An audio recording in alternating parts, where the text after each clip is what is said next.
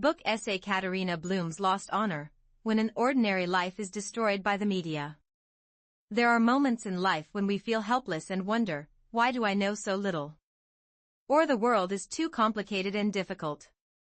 Reading a book might seem like something reserved for special individuals, packed with difficult words and concepts, causing hesitation among many. Yet, some books are so closely connected to our lives that they open our eyes to understanding the world and offer wisdom to protect ourselves. Today, I'd like to introduce Heinrich Böll's Katarina Blum's Lost Honor, a book that does exactly that. Written in 1974, this novel delivers a surprisingly vivid and powerful message, as if it were our own story today. We live surrounded by countless news and information daily, internet articles, YouTube videos, and social media posts. But are all these stories true? Is everything we see and hear the full truth? This book raises these very questions and exposes how media can completely destroy an individual's life with chilling clarity. 1. The tragic story of an ordinary woman, Katarina Blum. The protagonist of the novel, Katarina Blum, is a 27-year-old housemaid in West Germany. She is diligent, neat, and dedicated to her work. She is trusted by people around her and is economically independent, a true exemplar of a hard-working, ordinary citizen. However, her seemingly normal life begins to unravel after meeting a man. At a dance party, Katarina meets Ludwig Gotten and falls in love, spending a night at his house. The problem arises when Gotten turns out to be a bank robber and fugitive. With Katarina's help, he escapes from her home. The moment this information spreads, Katarina is branded as the girlfriend of a bank robber and the collaborator of a terrorist. From this point, a ruthless newspaper called Zeitung begins digging into Katarina's life. This tabloid, specializing in crime reports, is obsessed with attracting readers through provocative headlines and false stories. They continuously publish articles about her, prying into her private life, distorting statements from her acquaintances, and even reconstructing her past according to their own agenda. For instance, when Katarina briefly stayed at a convent in high school, the paper sensationally labeled it as kissing a nun, suggesting a sexual relationship. Her living alone after a divorce was portrayed as cold and cunning. Her diligence and cleanliness were twisted into a cold, calculating personality, and every aspect of her ordinary life was manipulated and exaggerated as if part of a grand conspiracy. Eventually, Katarina can no longer live as an ordinary citizen. Her honor is trampled, and people around her view her with scorn and mockery. Her mother, shocked by the news' false reporting, falls ill and dies. Although a police investigation takes place, the media's sensational coverage and public opinion have already condemned her as guilty. In the end, Katarina kills the journalist Tetzner, who most cruelly attacked her, and the novel objectively recounts this murder, compelling readers to ponder what drove her to such an extreme act. 2. Böll exposes the media's unmerciful violence. Nobel Prize-winning author Heinrich Böll strongly criticizes the media's merciless violence in this novel. He highlights how the media invades personal lives, distorts facts, and destroys an individual's dignity and life.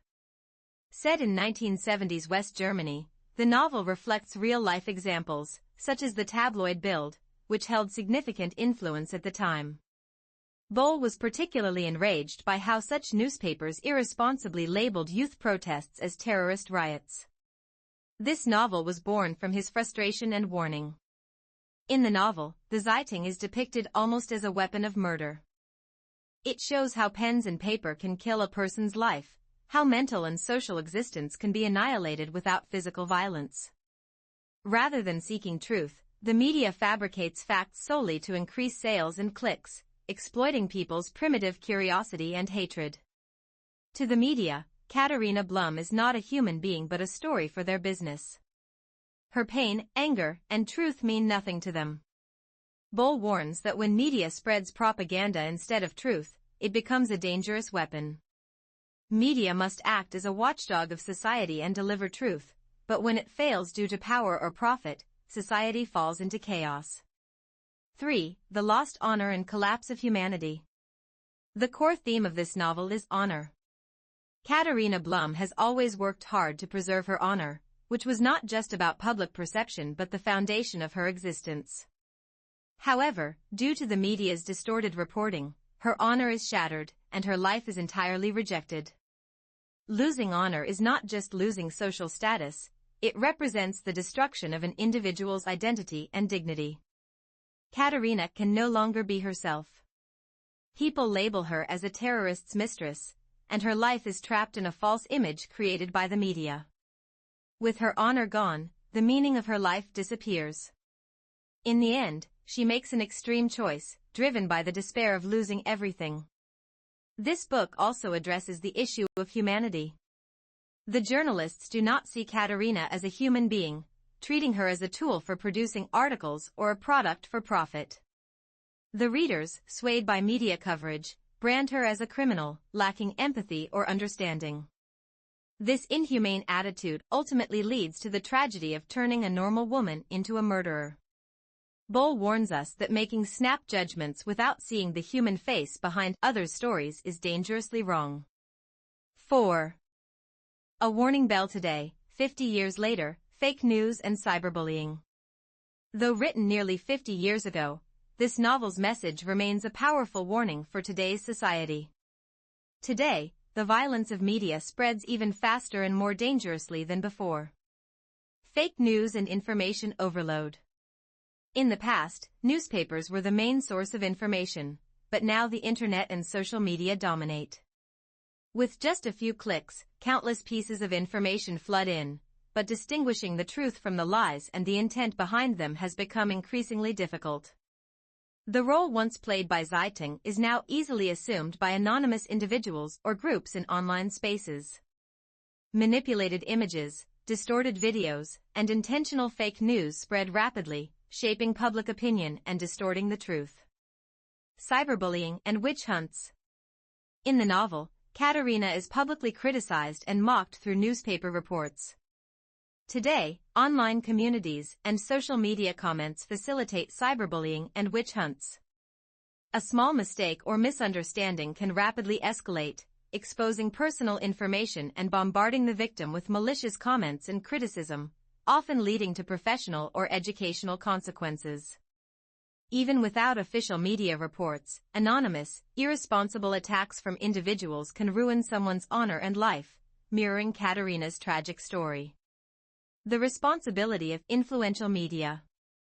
Media such as TV, newspapers, YouTube, and podcasts still hold tremendous power.